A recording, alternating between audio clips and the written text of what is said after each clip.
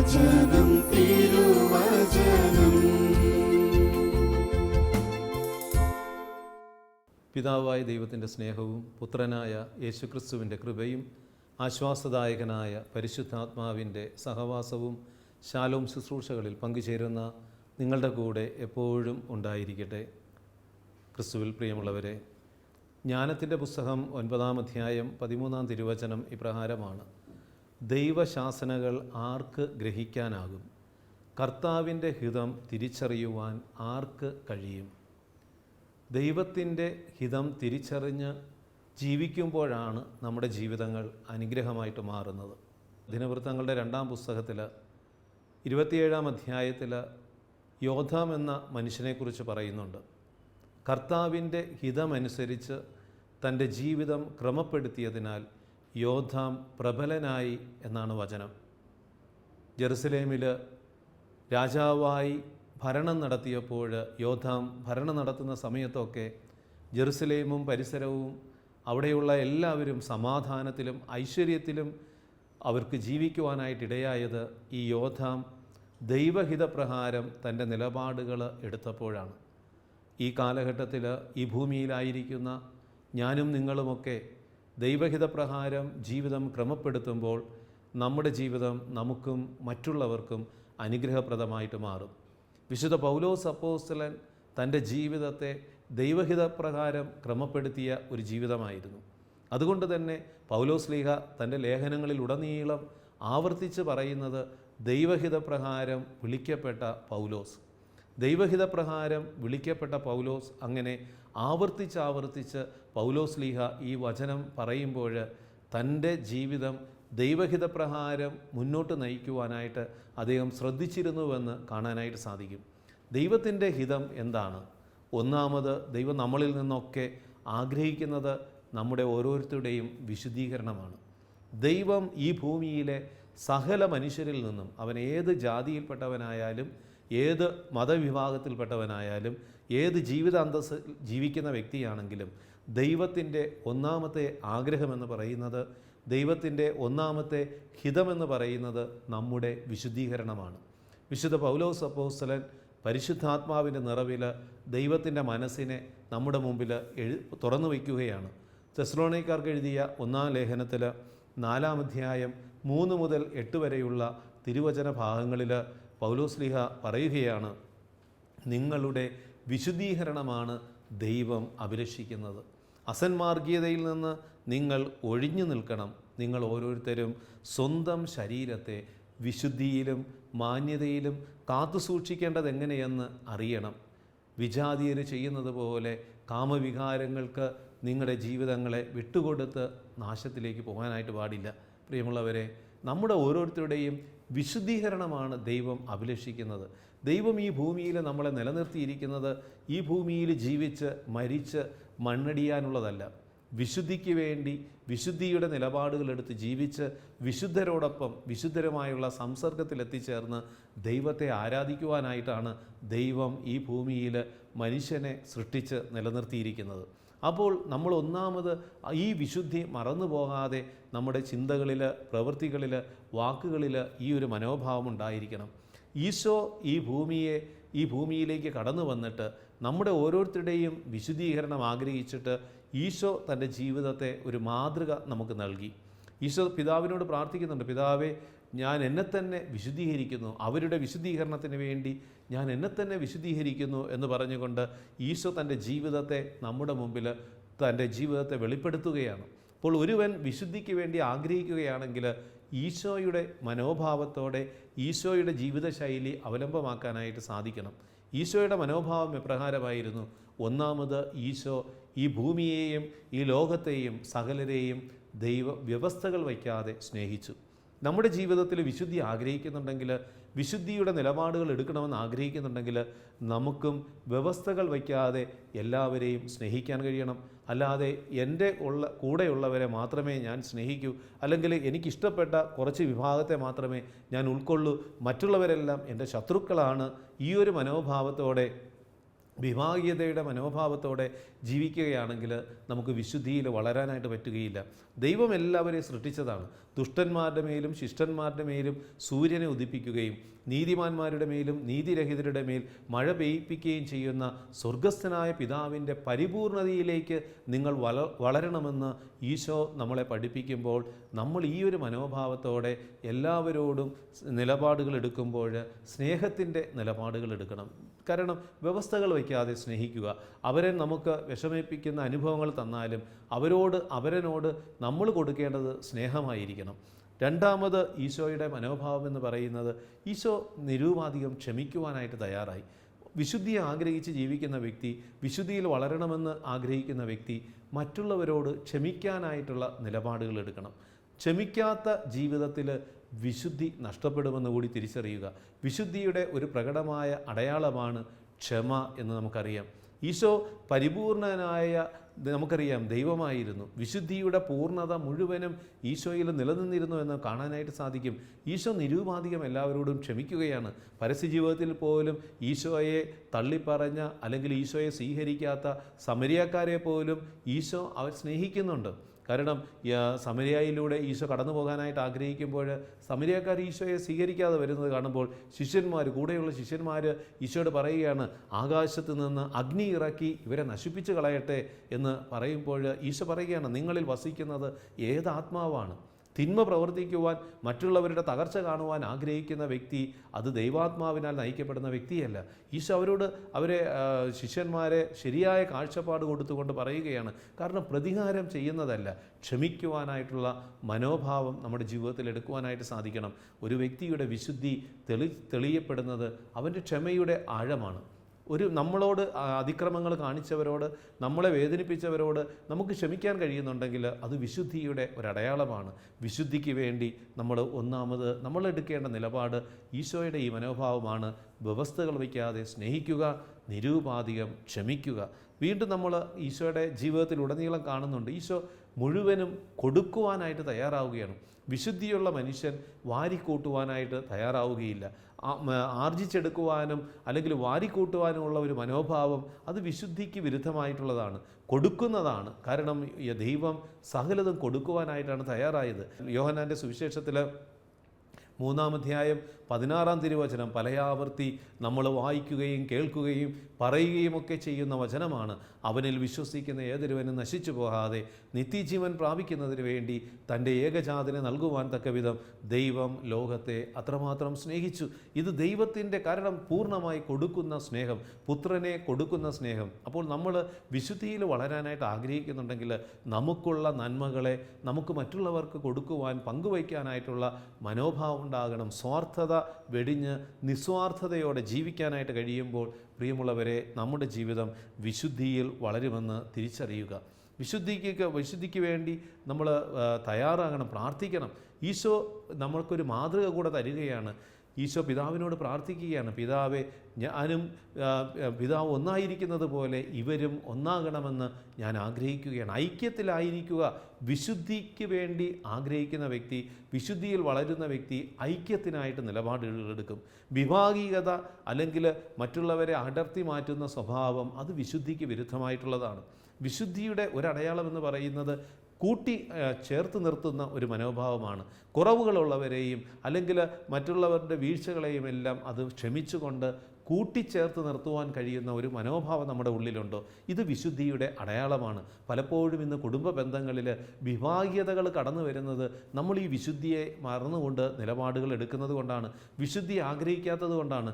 കുടുംബത്തിലെ ജീവിത പങ്കാളികൾ തമ്മിൽ, മാതാപിതാക്കൾ തമ്മിൽ, സഹോദരങ്ങൾ തമ്മിൽ, അയൽവക്കങ്ങൾ തമ്മിൽ ഐക്യത്തിൽ നിലനിർത്തുവാൻ നമ്മളെ സഹായിക്കുന്നത് ഈ വിശുദ്ധിയുടെ കാഴ്ചപ്പാടുകളാണ്. നമ്മളെ ദൈവം വിളിച്ചിരിക്കുന്നത് നമ്മുടെ വിശുദ്ധിയിൽ വളരുവാൻ വേണ്ടിയാണ്. വിശുദ്ധീകരണമാണ് ദൈവം ആഗ്രഹിക്കുന്നത്. അപ്പോൾ ദൈവത്തിൻ്റെ ഈ ആഗ്രഹത്തിന് വിരുദ്ധമായിട്ട് നമ്മൾ ഒത്തിരി കാര്യങ്ങൾ ചെയ്താലും, വിശുദ്ധിക്ക് വിരുദ്ധമായിട്ട് നമ്മൾ ജീവിച്ചാൽ നമ്മുടെ ജീവിതം അനുഗ്രഹമാവുകയില്ല. ദൈവത്തിൻ്റെ ഇഷ്ടമാണ്, ദൈവത്തിൻ്റെ ഹിതമാണ് നമ്മൾ പാലിക്കേണ്ടത്. ജെറമ്യാ പ്രവാചകന്റെ ജ്ഞാനത്തിൻ്റെ പുസ്തകത്തിൽ 9-ാം അധ്യായം 17 വചനം പറയുക, അങ്ങ് ജ്ഞാനത്തെയും അങ്ങയുടെ പരിശുദ്ധാത്മാവിനെയും ഉന്നതത്തിൽ നിന്ന് നൽകിയില്ലെങ്കിൽ അങ്ങയുടെ ഹിതം ആരറിയും? അപ്പോൾ ദൈവത്തിൻ്റെ ഹിതം അറിയുവാനായിട്ട് സഹായിക്കുന്ന ദൈവത്തിൻ്റെ പരിശുദ്ധാത്മാവാണ്. പരിശുദ്ധാത്മാവിൻ്റെ നിറഞ്ഞു നിൽക്കുന്നതാണ് ദൈവവചനം. വചനം മുഴുവനും പരിശുദ്ധാത്മാവിൻ്റെ വാക്കുകളാണെന്ന് നമ്മൾ തിരിച്ചറിയണം. ആ പരിശുദ്ധാത്മാവിൻ്റെ വാക്കുകളാണ് പറയുന്നത്, നിങ്ങളുടെ വിശുദ്ധീകരണമാണ് ദൈവം അഭിലഷിക്കുന്നത്. അസന്മാർഗീയതയിൽ നിന്ന് അകന്ന് നിങ്ങൾ മാറി ജീവിക്കണം. നിങ്ങളുടെ ശരീരങ്ങളെ വിശുദ്ധിയിലും മാന്യതയിലും കാത്തു സൂക്ഷിക്കണം. പ്രിയമുള്ളവരെ, ശരീരത്തിൻ്റെ വിശുദ്ധി, നമ്മുടെ ശരീരമെന്ന് പറയുന്നത് ആത്മാവ്, മനസ്സ്, ബന്ധങ്ങളൊക്കെയുള്ള ചേർന്നതാണ്. ഈ ശരീരത്തിന് ആത്മാവില്ലെങ്കിൽ, മനസ്സില്ലെങ്കിൽ, ബന്ധങ്ങളില്ലെങ്കിൽ ഈ ശരീരം നിർജീവമായിട്ട് മാറും. ഈ ശരീരത്തിൻ്റെ വിശുദ്ധി കാത്തു സൂക്ഷിക്കണമെങ്കിൽ ആത്മാവിലും ബന്ധങ്ങളിലും നമ്മൾ വിശുദ്ധിയുള്ള നിലപാടുകൾ എടുക്കുവാനായിട്ട് സാധിക്കണം. രണ്ടാമത്, ദൈവത്തിൻ്റെ ഹിതമെന്ന് പറയുന്നത്, ദൈവം നമ്മളിൽ നിന്ന് ആഗ്രഹിക്കുന്നത് നന്മ പ്രവർത്തിച്ചുകൊണ്ട് തിന്മ ചെയ്യുന്ന മൂഢരായ മനുഷ്യരുടെ അജ്ഞതയെ ലജ്ജിപ്പിക്കണം. മറ്റുള്ളവരുടെ അജ്ഞതയെ ലജ്ജിപ്പിക്കുവാൻ തക്കവിധം നന്മയിൽ ജീവിക്കുന്ന ഒരു ജീവിതമായി നമ്മുടെ ജീവിതം മാറണം. ആദ്യത്തെ മാർപ്പാപ്പയായ പത്രോസ്ലീഹ തൻ്റെ 1-ാം ലേഖനത്തിൽ 2-ാം അധ്യായം 15-ാം തിരുവചനത്തിൽ പറയുകയാണ്, നന്മ പ്രവർത്തിച്ചുകൊണ്ട് നിങ്ങൾ മൂഢരായ മനുഷ്യരുടെ അജ്ഞതയെ നിശബ്ദമാക്കണം എന്നതാണ് ദൈവഹിതം, ദൈവത്തിൻ്റെ ഇഷ്ടം. നിങ്ങൾ സ്വതന്ത്രരായി ജീവിക്കുവിൻ. പ്രിയമുള്ളവരെ, ദൈവം ഓരോ മനുഷ്യനിൽ നിന്നും ആഗ്രഹിക്കുന്ന ഇതാണ് നന്മ ചെയ്യുക. തിന്മ ചെയ്യുന്നവനോടുകൂടി, തിന്മ ചെയ്യുന്ന വ്യക്തിക്ക് പോലും നന്മ ചെയ്തു കൊടുക്കുക. നിൻ്റെ ശത്രുവിന് വിശക്കുന്നുവെങ്കിൽ നീ ഭക്ഷണം കൊടുക്കുക, അവന് ദാഹിക്കുന്നുവെങ്കിൽ നീ ദാഹജലം കൊടുക്കുക, നിന്നെ ദ്രോഹിക്കുന്നവനോട് ക്ഷമിക്കുക. ഇതൊക്കെ പറയുന്നത് നന്മ ചെയ്യുവാനായിട്ട് ദൈവം ആവശ്യപ്പെടുകയാണ് നമ്മളിൽ നിന്ന്. കാരണം നന്മ ചെയ്താലേ നമുക്ക് സ്വതന്ത്രമായി ജീവിക്കാൻ പറ്റൂ. തിന്മ ചെയ്യുന്ന വ്യക്തി അസമാധാനത്തിലും അസ്വാതന്ത്ര്യത്തിലും അടിമപ്പെടുമെന്ന് അതൊരു യാഥാർത്ഥ്യമാണ്. കാരണം നമ്മുടെ ശരീരത്തിൻ്റെ ആ സ്ട്രക്ചർ അങ്ങനെയാണ്. നമ്മൾ ഒരു വ്യക്തിയോട് അതിക്രമം കാണിച്ചാൽ, ഒരു തിന്മ ചെയ്താൽ നമ്മുടെ ഉള്ളിൽ സമാധാനവും സ്വാതന്ത്ര്യവും നഷ്ടപ്പെടും. ഇതൊരു വലിയ സത്യമാണ്. നമ്മുടെ ജീവിതത്തിൽ നമ്മൾ സമാധാനം ആഗ്രഹിക്കുന്നുണ്ടെങ്കിൽ, സ്വാതന്ത്ര്യം ആഗ്രഹിക്കുന്നുണ്ടെങ്കിൽ, തിന്മ പ്രവർത്തിക്കുന്ന വ്യക്തിക്കും നന്മ കൊടുക്കുക. നമ്മളോട് അതിക്രമം കാണിക്കുന്ന വ്യക്തിക്കും നമ്മൾ നന്മ ചെയ്തു കൊടുക്കുക. അപ്പോൾ നമുക്ക് സ്വതന്ത്രമായി ജീവിക്കാനായിട്ട് പറ്റും. മനുഷ്യൻ ഇന്ന് ആഗ്രഹിക്കുന്ന സ്വാതന്ത്ര്യം ആഗ്രഹിക്കുന്നുണ്ട്. എനിക്ക് സ്വാതന്ത്ര്യം വേണം, എൻ്റെ ജീവിതത്തിന് ഒരു സ്വാതന്ത്ര്യം ഉണ്ടാകണമെന്നൊക്കെ നമ്മൾ ആഗ്രഹിക്കും. പക്ഷെ നമ്മൾ നന്മ ചെയ്യാതെ മറ്റുള്ളവരോട് തിന്മ ചെയ്താൽ ആ സ്വാതന്ത്ര്യം നമ്മൾ തന്നെ നഷ്ടപ്പെടുത്തുമെന്ന് കൂടി തിരിച്ചറിയണം. നമ്മൾ തന്നെ നമ്മുടെ അസ്വാതന്ത്ര്യത്തിന് കാരണക്കാരായിട്ട് തരം താഴും. അത് കഴിഞ്ഞിട്ട് നമ്മൾ മറ്റുള്ളവരെ കുറ്റപ്പെടുത്തിയിട്ട് കാര്യമില്ല. എനിക്ക് സമാധാനമില്ല, എനിക്ക് സ്വാതന്ത്ര്യമില്ല എന്ന് മുറവിളി കൂട്ടുമ്പോൾ നമ്മുടെ ജീവിതത്തിൽ നമ്മൾ മറ്റുള്ളവർക്ക് നന്മ ചെയ്തിട്ടുണ്ടോ എന്ന് നമ്മൾ ചോദിക്കണം. ആദ്യം തിന്മ ചെയ്യുന്ന വ്യക്തിക്കും നന്മ ചെയ്താൽ നമ്മുടെ ജീവിതത്തിൽ എപ്പോഴും സ്വാതന്ത്ര്യമുണ്ടാകും. നമ്മുടെ സ്വാതന്ത്ര്യത്തെ ആർക്കും തകർക്കുവാനായിട്ട് സാധിക്കുകയില്ല. നന്മ ചെയ്യുന്ന വ്യക്തി എപ്പോഴും ശാന്തമായിരിക്കും, സമാധാനത്തിൽ നിലകൊള്ളും. സമാധാനം അവൻ്റെ ഉള്ളിൽ കളിയാടും. മൂന്നാമത്, ദൈവം നമ്മളിൽ നിന്ന് ആഗ്രഹിക്കുന്ന മനോഹരമായ മറ്റൊരു കാര്യമെന്ന് പറയുന്നത്, ദൈവത്തിൻ്റെ ഇഷ്ടമെന്ന് പറയുന്നത്, നമ്മുടെ ജീവിതത്തിൽ എപ്പോഴും ദൈവത്തോട് ഐക്യപ്പെട്ട് സന്തോഷത്തോടെ ഇരിക്കുക, ഇടവിടാതെ പ്രാർത്ഥിക്കുക, എല്ലാ കാര്യത്തിനും നന്ദി പ്രകാശിപ്പിക്കുക. തെസ്സലോനിയക്കാർക്ക് എഴുതിയ 1-ാം ലേഖനത്തിൽ 5-ാം അധ്യായം 16 മുതൽ 18 വരെയുള്ള തിരുവചനങ്ങളിൽ ദൈവത്തിൻ്റെ പരിശുദ്ധാത്മാവ് പഠിപ്പിക്കുകയാണ്, എപ്പോഴും സന്തോഷത്തോടെ ഇരിക്കുക, ഇടവിടാതെ പ്രാർത്ഥിക്കുക, എല്ലാ കാര്യത്തിനും നന്ദി പ്രകാശിപ്പിക്കുക. ഇതാണ് യേശുക്രിസ്തുവിൽ നിങ്ങളെ സംബന്ധിച്ചുള്ള ദൈവത്തിൻ്റെ ഇഷ്ടം, ദൈവഹിതം. കാരണം ഈ ഭൂമിയിലെ ഓരോ മനുഷ്യനും സന്തോഷത്തോടെ ഇരിക്കണമെന്നാണ് ദൈവം ആഗ്രഹിക്കുന്നത്. നിരാശയ്ക്കും പ്രത്യാശ നഷ്ടപ്പെട്ട അവസ്ഥകളിൽ നിരാശപ്പെട്ട് ജീവിക്കുവാനായിട്ട് ദൈവം ആഗ്രഹിക്കുന്നില്ല. പ്രതിസന്ധികളും പ്രശ്നങ്ങളുമുള്ള ലോകത്തിലാണെങ്കിലും നീ സന്തോഷത്തോടെ ജീവിക്കണമെന്ന് ദൈവം ആഗ്രഹിക്കുന്നുണ്ട്. ദൈവത്തിൻ്റെ ഇഷ്ടമാണ്. കരഞ്ഞ് വിഷമിച്ച് നിരാശപ്പെട്ട് ജീവിക്കുന്ന ജീവിതങ്ങൾക്ക് അത് ദൈവഹിതത്തിന് വിരുദ്ധമായ ജീവിതമാണ്. പ്രയാസപ്പെടുത്തുന്ന സംഭവങ്ങളും പ്രയാസപ്പെടുത്തുന്ന അനുഭവങ്ങളും നമ്മളെ വിഷമിപ്പിക്കുന്ന വാർത്തകളും നമ്മുടെ ചുറ്റുപാടുകളിലും നമ്മുടെ വ്യക്തിബന്ധങ്ങളിലും നമ്മൾ നേരിടേണ്ടി വരുമ്പോഴും ഒരു പ്രത്യാശ നമ്മുടെ ജീവിതത്തിലുണ്ടെങ്കിൽ നമുക്ക് എപ്പോഴും സന്തോഷത്തോടെ ഇരിക്കാം. കാരണം നിരാശയ്ക്ക് നമ്മൾ അടിമപ്പെടുകയില്ല. നമ്മുടെ ജീവിതമെന്ന് പറയുന്നത്, ഈ ഭൂമിയിലെ ജീവിതമെന്ന് പറയുന്നത് ഒരു യാത്രയാണെന്ന് നമുക്കറിയാം. സ്വർഗം ലക്ഷ്യം വെച്ചുള്ള ഒരു യാത്ര, ദൈവത്തെ മുഖാമുഖം കണ്ടുകൊണ്ട് ദൈവത്തോട് ഐക്യപ്പെടുവാനായിട്ടുള്ള ഈ ഭൂമിയിലെ ജീവിതയാത്ര, അത് ദൈവത്തെ നമ്മൾ മുന്നിൽ കണ്ടുകൊണ്ട് ഹൃദയത്തിൽ ദൈവത്തിന് സ്ഥാനം കൊടുത്ത് ജീവിക്കുകയാണെങ്കിൽ നമുക്ക് സന്തോഷത്തോടെ ഇരിക്കാൻ പറ്റും. എപ്പോഴും സന്തോഷത്തോടെ ഇരിക്കുക. സന്തോഷത്തോടെ ഇരിക്കണമെങ്കിൽ നമ്മുടെ ഉള്ളിൽ ദൈവം വസിക്കുവാനായിട്ട് നമ്മൾ അവസരം കൊടുക്കണം. ഹൃദയത്തിൽ ക്രിസ്തുവിനെ നിങ്ങൾ പൂജിക്കുക. പത്രോസ്ലിയ പറയുന്ന ഇതാണ്, നിങ്ങൾ ഹൃദയത്തിൽ ക്രിസ്തുവിനെ പൂജിക്കുക. അപ്പോൾ നിങ്ങളുടെ ജീവിതത്തിൽ സന്തോഷം ഉണ്ടാകും. കാരണം ക്രിസ്തു നമ്മുടെ ഉള്ളിലുണ്ടെങ്കിൽ നമുക്ക് സന്തോഷത്തോടെ ഇരിക്കാനായിട്ട് പറ്റും. സ്വർഗം നമ്മുടെ ഉള്ളിലുണ്ടെങ്കിൽ നമുക്ക് സന്തോഷത്തോടെ ഇരിക്കാൻ പറ്റും. ക്രിസ്തു നമ്മുടെ ഉള്ളിലില്ലാതെ ആകുന്ന അവസരങ്ങളിലാണ് നമ്മുടെ പാപം മൂലം അല്ലെങ്കിൽ ക്രിസ്തുവിനെ നമ്മുടെ ഹൃദയത്തിൽ നിന്ന് അടർത്തി മാറ്റുമ്പോഴാണ്, ക്രിസ്തുവിനെ ഹൃദയത്തിൽ നിന്ന് പുറത്താക്കുമ്പോഴാണ് നമ്മുടെ സന്തോഷം നമുക്ക് നഷ്ടപ്പെടുന്നത്. ലോകത്തിലുള്ള ഭൗതികമായിട്ടുള്ളതെല്ലാം നമ്മൾ വാരിക്കൂട്ടിയാലും ഉള്ളിൽ ക്രിസ്തുവില്ലെങ്കിൽ നമ്മുടെ ജീവിതത്തിൽ സന്തോഷം ഉണ്ടാവുകയില്ല. കാരണം ദൈവവചനമാണ് നമുക്ക് ആനന്ദം നൽകുന്നത്. ക്രിസ്തു സാന്നിധ്യമാണ് നമുക്ക് ആനന്ദം നൽകുന്നത്. വിശുദ്ധ കുർബാനകളിലൂടെ, കൂദാശകളിലൂടെ നമ്മുടെ ഉള്ളിലേക്ക് ഒഴുകിയിറങ്ങുന്ന വരപ്രസാദവും അനുഗ്രഹങ്ങളുമാണ് നമുക്ക് ആനന്ദം നൽകുന്നതെന്ന് തിരിച്ചറിയണം. അപ്പോൾ എപ്പോഴും ആനന്ദത്തോടെ സന്തോഷത്തോടെ ഇരിക്കണമെങ്കിൽ പ്രിയമുള്ളവരെ, ദൈവവുമായുള്ളൊരു ബന്ധം നമ്മളെപ്പോഴും കാത്തു സൂക്ഷിക്കണം, ഇടവിടാതെ. പിന്നെ തുടർന്ന് വീണ്ടും വചനം പറയുകയാണ്, ഇടവിടാതെ പ്രാർത്ഥിക്കുക. ഇടവിടാതെ പ്രാർത്ഥിക്കുക. ഇത് ദൈവത്തിൻ്റെ ഇഷ്ടമാണ്. നമുക്കറിയാം, പ്രതിസന്ധികൾ, പ്രശ്നങ്ങളൊക്കെ കടന്നു വരും. പ്രാർത്ഥിക്കാൻ പോലും മനസ്സ് ഉയരാൻ പറ്റാത്ത വിധം മനസ്സ് തളർന്നു പോകുന്ന അനുഭവങ്ങളുണ്ടാകും. അപ്പോഴും പ്രാർത്ഥിക്കണമെന്നാണ് ദൈവം ആവശ്യപ്പെടുന്നത്. ദൈവം ആവശ്യപ്പെടുന്നതാണ് പ്രാർത്ഥിക്കുക, ഇടവിടാതെ പ്രാർത്ഥിക്കുക. എല്ലാം നന്നായിരിക്കുമ്പോൾ, സന്തോഷമായിരിക്കുമ്പോൾ, വിജയത്തിലൂടെ നമ്മൾ യാത്ര ചെയ്യുമ്പോൾ നമുക്കൊരുപക്ഷെ പ്രാർത്ഥിക്കാനായിട്ടൊക്കെ എളുപ്പമാണ്. പക്ഷേ സഹനത്തിൻ്റെ അനുഭവങ്ങളിൽ, പ്രതിസന്ധികളുടെ അനുഭവങ്ങളിൽ ദൈവം ഉണ്ടോ എന്ന് പോലും സംശയിക്കുന്ന രീതിയിലുള്ള പ്രശ്നങ്ങൾ, പ്രതിസന്ധികൾ നമ്മുടെ മുന്നിൽ, ചുറ്റുപാടുകളിൽ കടന്നു വരുമ്പോഴും ദൈവമെല്ലാം അറിയുന്നുണ്ടെന്നുള്ള ചിന്തയോടെ എല്ലാറ്റിനും നന്ദി പറഞ്ഞ് ദൈവത്തോട് ചേർന്ന് പ്രാർത്ഥിക്കാൻ കഴിയുമ്പോൾ അത് ദൈവഹിത പ്രകാരമുള്ള ഒരു ജീവിതമായിട്ട് മാറും. തുടർന്ന് വീണ്ടും വചനം പറയുകയാണ്, ഇടവിടാതെ പ്രാർത്ഥിക്കുക, എല്ലാ കാര്യത്തിനും നന്ദി പ്രകാശിപ്പിക്കുക. ഇത് യേശുക്രിസ്തുവിൽ നിങ്ങളെ സംബന്ധിച്ചുള്ള ദൈവത്തിൻ്റെ ഇഷ്ടമാണ്. എല്ലാറ്റിനും നന്ദി പറയുവാനായിട്ട് സാധിക്കണം. പ്രിയമുള്ളവരെ, നമ്മുടെ ഈ ഭൂമിയിലെ ജീവിതം വളരെ ചെറുതാണെന്ന് നമുക്കറിയാം. ഏത് നിമിഷം വേണമെങ്കിലും, എപ്പോൾ വേണമെങ്കിലും മാറിയും പോകാവുന്ന ഒരു ലോകത്തിലാണ് ഞാനും നിങ്ങളുമൊക്കെ ജീവിക്കുന്നത്. ആകാശവും ഭൂമിയും ഒക്കെ കടന്നു പോകാൻ കഴിയുന്ന ഒരു ലോകമാണ്. ഇതിനൊക്കെ രൂപാന്തരീകരണം ഉണ്ടാകാവുന്ന ഒരു ലോകത്തിലാണ് ഞാനും നിങ്ങളുമൊക്കെ ജീവിക്കുന്നത്.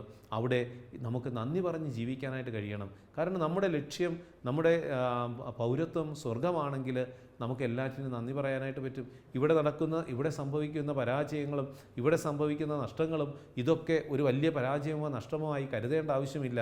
നിത്യതയോട് തുലനം ചെയ്യുമ്പോൾ ഇന്നത്തെ കഷ്ടതകൾ എത്രയോ നിസ്സാരമെന്ന് വിശുദ്ധരും പറഞ്ഞിട്ടുണ്ട്. പൗലോസ്ലീഹ പറയുകയാണ്, ലഭിക്കാനിരിക്കുന്ന മഹത്വത്തോട് തുലനം ചെയ്യുമ്പോൾ ഇന്നത്തെ കഷ്ടതകൾ എത്രയോ നിസ്സാരം.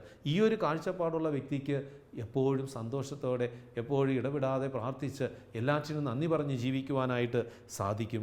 വീണ്ടും ദൈവം നമ്മളോട് ആവശ്യപ്പെടുന്നത് മറ്റുള്ളവർക്ക് വേണ്ടി ഇടവിടാതെ മധ്യസ്ഥ പ്രാർത്ഥന നടത്തുക. ഇത് ദൈവത്തിൻ്റെ ഇഷ്ടമാണ്. തിമോത്തിയോസിന് എഴുതിയ 1-ാം ലേഖനത്തിൽ 2-ാം അധ്യായം 1-ലും യൂദായുടെ ലേഖനത്തിൽ 20-ാം വാക്യത്തിലുമൊക്കെ വചനത്തിൽ പറയുന്നുണ്ട്, നിങ്ങൾ പരിശുദ്ധാത്മാവിൽ പ്രാർത്ഥിച്ചുകൊണ്ട് നിങ്ങളുടെ പവിത്രമായ വിശ്വാസത്തിൽ അഭിവൃദ്ധി പ്രാപിക്കുവിൻ. അപ്പോൾ ദൈവത്തിൻ്റെ ഇഷ്ടമാണ് പ്രാർത്ഥിക്കുക, മറ്റുള്ളവർക്ക് വേണ്ടി മധ്യസ്ഥ പ്രാർത്ഥന നടത്തുക. നമ്മുടെ ജീവിതത്തിൽ ഈ ഒരു ജീവിത ശൈലിയാണോ അവലംബിക്കുന്നത് എന്ന് നമ്മളൊന്ന് ആത്മപരിശോധന ചെയ്യുക. ദൈവം നമ്മളിൽ നിന്ന് ഒന്നാമത് ആഗ്രഹിക്കുന്നത് നമ്മുടെ വിശുദ്ധിയാണ്, വിശുദ്ധീകരണമാണ്. അതിനുവേണ്ടി ഞാൻ എൻ്റെ സമയവും കഴിവും എൻ്റെ ജീവിതവും ക്രമപ്പെടുത്തിയിട്ടുണ്ടോ? രണ്ടാമത്, നന്മ പ്രവർത്തിച്ച് സ്വതന്ത്രമായി ജീവിക്കുക. ഞാൻ എൻ്റെ ജീവിതത്തിൽ നന്മ മാത്രമാണോ പ്രവർത്തിക്കാനായിട്ട് ആഗ്രഹിക്കുന്നത്? തിന്മയ്ക്ക് നേരെ തിന്മ ചെയ്യാതെ നന്മ ചെയ്ത് സ്വതന്ത്രമായി ജീവിക്കുവാൻ ഞാൻ നിലപാടുകൾ എടുക്കുന്നുണ്ടോ? മൂന്നാമത്, എപ്പോഴും സന്തോഷത്തോടെ ഇരിക്കുവാൻ, ഇടവിടാതെ പ്രാർത്ഥിക്കുവാൻ, എല്ലാ കാര്യത്തിനും നന്ദി പ്രകാശിപ്പിക്കുവാൻ എനിക്ക് സാധിച്ചിട്ടുണ്ടോ? ഇല്ലെങ്കിൽ ഈ ദിനത്തിൽ തീരുമാനമെടുക്കുക, ദൈവമേ, നിൻ്റെ ഹിതപ്രകാരം ജീവിക്കുവാനായിട്ടുള്ള ഒരു അഭിഷേകം ഞങ്ങൾക്ക് നൽകണമേ. ദൈവഹിതപ്രകാരം ജീവിക്കുവാനായിട്ട് നമ്മൾ എടുക്കേണ്ട 4 നിലപാടുകൾ കൂടി ഈ ദിനത്തിൽ ഇതിനോട് ചേർത്ത് ചിന്തിക്കാമെന്ന് ആഗ്രഹിക്കുകയാണ്. ഒന്നാമത്, ദൈവഹിതപ്രകാരം നമ്മൾ ജീവിക്കാൻ ആഗ്രഹിക്കുന്നുണ്ടെങ്കിൽ നമ്മൾ ഓരോരുത്തരും ഒന്നാമത് എടുക്കേണ്ട നിലപാട്, ഈ ലോകത്തിന് നമ്മൾ അനുരൂപപ്പെടരുത്. നമ്മൾ ഈ ഭൂമിയിലെ ജീവിതം എന്ന് പറയുന്ന ഈ ലോകത്തിന് അനുരൂപപ്പെട്ട് ഈ ലോകത്തിൻ്റെതായിട്ട് മാറിക്കഴിഞ്ഞാൽ നമ്മൾ വിശുദ്ധിയിൽ വളരുകയില്ല. കാരണം യോഹന്നാൻ്റെ സുവിശേഷത്തിൽ 1 യോഹന്നാൻ 2-ാം അധ്യായം 16ഉം 17ഉം തിരുവചനങ്ങളിൽ വചനം പറയുകയാണ്, എന്തെന്നാൽ ലോകത്തിലുള്ളത് എന്താണ്? ജഡത്തിൻ്റെ ദുരാശ, കണ്ണുകളുടെ ദുരാശ, ജീവിതത്തിൻ്റെ അഹന്ത. ഇങ്ങനെ ലോകത്തിലുള്ളതൊന്നും പിതാവിൻ്റേതല്ല, പ്രത്യുത ലോകത്തിൻ്റേതാണ്. ലോകവും അതിലെ മോഹങ്ങളും കടന്നു പോകും, ദൈവഹിതം പ്രവർത്തിക്കുന്നവൻ നിത്യം നിലനിൽക്കും. വചനം നമ്മളെ പഠിപ്പിക്കുകയാണ്, ദൈവഹിതപ്രകാരം ജീവിക്കുന്നവൻ നിത്യം നിലനിൽക്കും. ദൈവഹിതപ്രകാരം ജീവിക്കണമെങ്കിൽ ലോകത്തിൻ്റെതായിട്ടുള്ള ഈ മനോഭാവം നമ്മുടെ ജീവിതത്തിൽ ഉണ്ടാകാനായിട്ട് പാടില്ല. റോമാക്കാർക്ക് എഴുതിയ ലേഖനത്തിൽ 12-ാം അധ്യായം 2-ലും നമ്മൾ തിരുവചനത്തിലൂടെ അവിടുന്ന് വചനം പറയുന്നുണ്ട്, നിങ്ങൾ ഈ ലോകത്തിന് ആകപ്പെടരുത്, നിങ്ങൾ ഈ ലോകത്തിന് അനുരൂപരാകരുത്, പ്രത്യുത നിങ്ങളുടെ മനസ്സിൻ്റെ നവീകരണം വഴി രൂപാന്തരപ്പെടുവിൻ. ദൈവഹിതം എന്തെന്നും നല്ലതും പ്രീതിജനകവും പരിപൂർണവുമായത് എന്തെന്നും വിവേചിച്ചറിയുവാൻ നിങ്ങൾക്ക് സാധിക്കും. അപ്പോൾ നമ്മുടെ ജീവിതത്തിൽ ദൈവഹിതപ്രകാരം ജീവിക്കണമെങ്കിൽ നമ്മൾ ലോകത്തിന് അനുരൂപപ്പെടാതെ ജീവിക്കണം. രണ്ടാമത്, ജീവൻ നൽകുന്നത് മാത്രം തിരഞ്ഞെടുക്കുക. ജീവൻ നൽകുന്നത് തിരഞ്ഞെടുത്ത് ജീവിച്ചാൽ ദൈവഹിതപ്രകാരമുള്ള ഒരു ജീവിതമായിട്ട് നമ്മുടെ ജീവിതം മാറും. മറ്റുള്ളവരുടെ ജീവിതം നമ്മൾ നശിപ്പിക്കാനായിട്ട് പാടില്ല. നമ്മുടെ വാക്കും പ്രവൃത്തിയും ചിന്തയും കൊണ്ട് ആർക്കും ഒരു നാശം വരുത്തുവാൻ നമ്മൾ കാരണമാകരുത്. നമ്മുടെ വാക്കുകൾ, പ്രവൃത്തികൾ ജീവൻ കൊടുക്കുന്നതായിരിക്കണം. യോഹന്നാൻ്റെ സുവിശേഷത്തിൽ 10-ാം അധ്യായം 10-ാം തിരുവചനം, കാരണം ഞാൻ വന്നിരിക്കുന്നത് ജീവൻ ഉണ്ടാകുവാനും അത് സമൃദ്ധമായി ഉണ്ടാകുന്നതിന് വേണ്ടി. അപ്പോൾ ഈ വചനത്തിന് യോഗ്യമായി ജീവൻ കൊടുക്കുന്നതേ നമ്മൾ പ്രവർത്തിക്കാവൂ. ജീവൻ നശിപ്പിക്കുന്നത് അത് ദൈവഹിതപ്രകാരമുള്ള ജീവിതമല്ല. അത് ഭ്രൂണഹത്യയാകാം, ആത്മഹത്യയാകാം, മദ്യപാനമാകാം, ഈ ലോകത്തിലെ തിന്മകൾക്ക് അടിമപ്പെട്ട നമ്മുടെ ജീവിതത്തിൻ്റെ നന്മയെ തകർക്കുന്ന തിന്മകളാകാം. അതൊക്കെ ജീവൻ നശിപ്പിക്കുന്നതാണെങ്കിൽ അതിൽ നിന്നും മാറി നടക്കുവാനായിട്ട് സാധിക്കണം. കൊല്ലാനും മോഷ്ടിക്കുവാനും നശിപ്പിക്കുന്നതും അത് പിശാചിൻ്റെ പ്രവൃത്തിയാണ്. അപ്പോൾ ആ പ്രവൃത്തികളിൽ നമ്മൾ അടിമപ്പെടാതിരിക്കുക. വീണ്ടും തിരുവചനത്തിലൂടെ നമ്മളെ ഓർമ്മിപ്പിക്കുകയാണ്, ദൈവവചനത്തോട് ഐക്യപ്പെടുന്നത് മാത്രം തിരഞ്ഞെടുക്കുക. ദൈവവചനത്തോട് ഐക്യപ്പെടുന്നത്, കാരണം ദൈവം നമുക്കൊരു മാതൃക, ഒരു മാനദണ്ഡം തന്നിട്ടുണ്ട്. നിൻ്റെ മനുഷ്യജീവൻ, നമുക്കറിയാം ഒരു പ്രോഡക്റ്റ് അല്ലെങ്കിൽ ഒരു മനുഷ്യൻ്റെ ഒരു പ്രോഡക്റ്റ് അല്ല, ദൈവത്തിൻ്റെ സൃഷ്ടിയാണ്. അപ്പോൾ ദൈവം മനുഷ്യനെ സൃഷ്ടിച്ചിട്ട് ഈ ഭൂമിയിലേക്ക് നൽകുമ്പോൾ അവന് അവലംബമാക്കേണ്ട, അവൻ ജീവിക്കേണ്ടത് അതിൻ്റെ ഒരു മാർഗരേഖ ദൈവവചനവും കൂടെ കൊടുത്തിട്ടുണ്ട്. ദൈവവചനത്തിലൂടെ ദൈവം മനുഷ്യൻ പാലിക്കേണ്ട അവൻ എങ്ങനെ ജീവിക്കണമെന്ന് കൃത്യതയോടെ കാണിച്ചിട്ടുണ്ട്. നമുക്കറിയാം, നമ്മളൊരു കാറ് വാങ്ങാനായിട്ട് പോകുമ്പോൾ, അല്ലെങ്കിൽ നമ്മളൊരു ഇലക്ട്രിക് ഉപകരണം വാങ്ങാൻ പോകുമ്പോൾ അതിൻ്റെ മാനുവൽ ഉണ്ടായിരിക്കും. അപ്പോൾ ഈ ഉപകരണത്തെ എങ്ങനെ, കാരണം ഇത് സൂക്ഷിച്ച് ഉപയോഗിക്കണം, ഇതിന് കേടുപാട് വരാതിരിക്കണമെങ്കിൽ, ഇത് നശിച്ചു പോകാതിരിക്കണമെങ്കിൽ, ഇതിൻ്റെ ലക്ഷ്യം പൂർത്തീകരിക്കണമെങ്കിൽ ഈ അവർ തരുന്ന കാറ്റലോഗ് അനുസരിച്ച് വേണം നമ്മളതിനെ ഉപയോഗിക്കുവാനായിട്ട്. അപ്പോഴാണ് അവിടെ സുരക്ഷിതത്വം ഉണ്ടാകുന്നത്. അല്ലെങ്കിൽ ഒരു വാഹനം വാങ്ങിച്ചു, പെട്രോൾ ഒഴിക്കേണ്ട സ്ഥലത്ത് ഇതിൽ നമ്മൾ ഡീസൽ എടുത്ത് ഒഴിച്ചു കഴിഞ്ഞാൽ ആ വാഹനത്തിന് കേട് സംഭവിക്കും. ഇതുപോലെയാണ് ഈ ഭൂമിയിൽ ദൈവം മനുഷ്യനെ സൃഷ്ടിച്ച് ഈ ഭൂമിയിൽ നിലനിർത്തിയിട്ട് അവൻ ജീവിക്കേണ്ട ജീവിതശൈലി എന്തായിരിക്കണമെന്ന് ദൈവവചനത്തിലൂടെ ദൈവം വെളിപ്പെടുത്തിയിട്ടുണ്ട്. അവൻ്റെ ഈ മാനുവൽ എന്ന് പറയുന്നത് ദൈവവചനമാണ്, വിശുദ്ധ വേദപുസ്തകമാണ്. അപ്പോൾ ആ വേദപുസ്തകത്തിൽ പറയുന്നതനുസരിച്ച് ജീവിതത്തെ ക്രമീകരിക്കണം. വചനത്തിന് വിരുദ്ധമായിട്ടുള്ളത് വേണ്ട എന്ന് വെച്ചാൽ, അതിന് വേണ്ട എന്നുള്ള നിലപാടെടുത്താൽ ദൈവഹിത പ്രകാരമുള്ള ജീവിതമായിട്ട് നമ്മൾ മാറും. നാലാമത്, കർത്താവിനെ ഭയപ്പെട്ട് ജീവിക്കണം. നമ്മൾ പലതിനെയും ഭയപ്പെടുന്നുണ്ട്. രോഗത്തെ ഭയപ്പെടുന്നുണ്ട്, പകർച്ചവ്യാധികളെ ഭയപ്പെടുന്നുണ്ട്, അല്ലെങ്കിൽ ഈ ഭൂകമ്പങ്ങളെ ഭയപ്പെടുന്നുണ്ട്, പ്രകൃതിക്ഷോഭങ്ങളെ ഭയപ്പെടുന്നു. മനുഷ്യൻ ഇന്ന് പലതരത്തിലുള്ള ഭയത്തിന് അടിമപ്പെടുകയാണ്. പക്ഷേ ദൈവത്തെ ഭയമില്ല. ദൈവത്തിനെതിരായിട്ട് എന്ത് പ്രവർത്തിച്ചാലും ഒരു കുഴപ്പമില്ല. സ്നേഹത്തിനെതിരായി, കാരുണ്യത്തിനെതിരായി, ക്ഷമയ്ക്കെതിരായി മനുഷ്യൻ എന്ത് എടുക്കാനും അതിനൊരു ഭയവുമില്ല. പക്ഷേ പ്രകൃതിയിൽ നിന്നുണ്ടാകുന്ന, ഈ ലോകത്തിൽ മാത്രം അവസാനിക്കാവുന്ന ആ തകർച്ചകളിൽ മനുഷ്യൻ ഭയപ്പെടുകയാണ്. പ്രിയമുള്ളവരെ, ഈ ഭയമല്ല നമുക്ക് വേണ്ടത്. നമ്മൾ ദൈവഭയം ഉണ്ടെങ്കിൽ മറ്റുള്ളതെല്ലാം നമ്മളെ വിട്ടുപോകും. ദൈവഭയം സകല ഭയങ്ങളെയും ദൂരീകരിക്കുമെന്നാണ് പറയുന്നത്. ദൈവഭയമുണ്ടെങ്കിൽ മറ്റുള്ളതെല്ലാം ഭയപ്പെടും. കാരണം ദൈവഭയമുള്ള വ്യക്തി കർത്താവ് അവനെ വഴി നടത്തും. അവൻ തിരഞ്ഞെടുക്കേണ്ട വഴി കർത്താവ് കാണിച്ചു കൊടുക്കും. ദൈവഹിത പ്രകാരം ജീവിക്കാനായിട്ട് അവനെ അത് സഹായിക്കും. സങ്കീർത്തനം 25:12, കർത്താവിനെ ഭയപ്പെടുന്നവനാരോ അവൻ തിരഞ്ഞെടുക്കേണ്ട വഴി അവിടുന്ന് കാണിച്ചു കൊടുക്കും. പ്രിയമുള്ളവരെ, ഈ ഒരു കാഴ്ചപ്പാടോടുകൂടി നമ്മുടെ ജീവിതത്തെ നമുക്ക് ക്രമീകരിക്കാൻ കഴിഞ്ഞാൽ നമ്മുടെ ജീവിതം അനുഗ്രഹമായിട്ട് മാറും. ദൈവം നമ്മളിൽ നിന്ന് ആഗ്രഹിക്കുന്നത് നമ്മുടെ വിശുദ്ധീകരണമാണ്. വാക്കിലും പ്രവൃത്തിയിലും ചിന്തകളിലും നമുക്ക് വിശുദ്ധി നിലനിർത്താം.